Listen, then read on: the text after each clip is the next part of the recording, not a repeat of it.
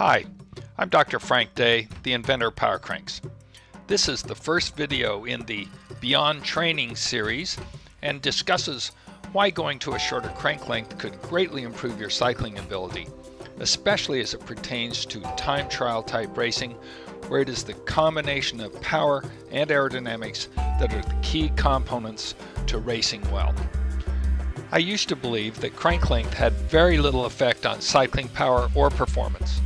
My expectation was that, unless the cranks were way too long or way too short, I would expect we could adapt to almost any crank length and power would be pretty much the same.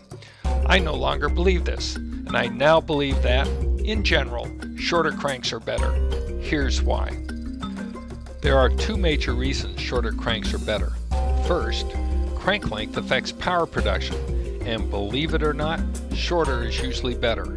And second, crank length affects aerodynamics, and again, shorter is usually better. Got your attention yet? Let me explain why. Most people now believe one of two things. One, that we adapt to different crank lengths extremely well, and that crank length has no significant effect on power. Or two, longer crank lengths, because of the increased leverage, are best for generating power. But a study done by Martin in 2001 showed that crank length had a definite effect on power, even if small, and the trend is clear. The power increased as crank length got shorter until the crank length got below 145 millimeters. How can this be explained? Compare these three positions. When the rider comes down to become more aerodynamic, the knee must come closer to the chest.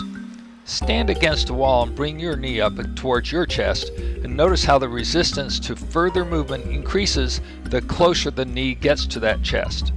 At some point, it gets so hard that to get any closer, you'll have to pull it with your hands.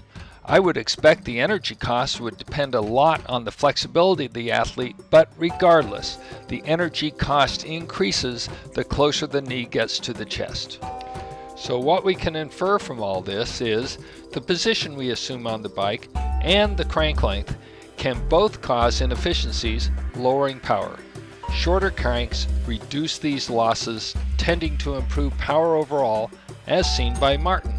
And we would expect the benefits of shorter cranks to be even larger when in the aerodynamic position. But wait, there is more. Let's now talk about how crank length affects aerodynamics. Aerodynamic, when simplified, at bicycle speeds, has two major components: the total frontal area and how easily the body cuts through the air. As we shorten the cranks, the saddle must be moved up to keep the bike fit for the extended leg correct. This does two different things. It flattens the back, which should help with the cutting through the air part of the equation, and it also moves the large thigh up and more in the shadow of the upper body, lowering the overall frontal area. Each of these should result in a small aerodynamic benefit. And, of course, there's one more possibility. As the knee moves away from the chest, it may be possible to lower the head and torso more than it is now, lowering the frontal area even more, another potential aerodynamic benefit. The more the cranks are shortened, the bigger all of these potential aerodynamic improvements become. Even if shorter cranks didn't improve power at all, the improved aerodynamics seen with shorter cranks should still make the change worthwhile. In summary, it must be obvious to you by now that for time trial type racing, this one change, shortening the cranks, has the potential to both increase power and improve aerodynamics all at the same time. Why would anyone want to pass up either of these opportunities, let alone both of them, for a single simple change?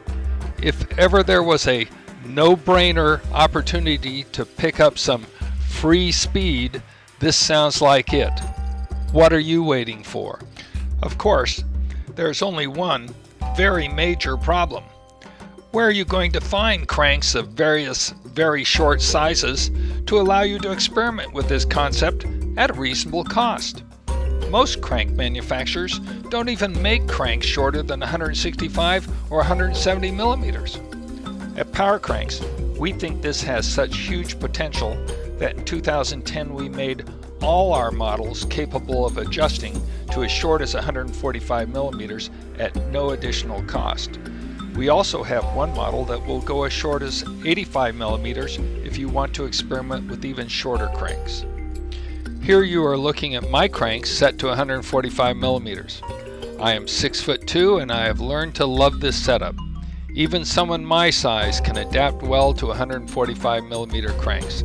A crank only becomes too short for you when it begins to slow you down. Don't be afraid to experiment. Assume shorter is going to be better until proven otherwise. You spend a lot of time training. Power cranks allow you to work on improving your overall pedaling technique and efficiency, but now, at the same time, power cranks also make it easy for you to experiment with crank length to further optimize your racing, even with limited training time. If you're not familiar with power cranks, check out some of our other videos. By incorporating power cranks into your training, you can get it all. Thanks for listening.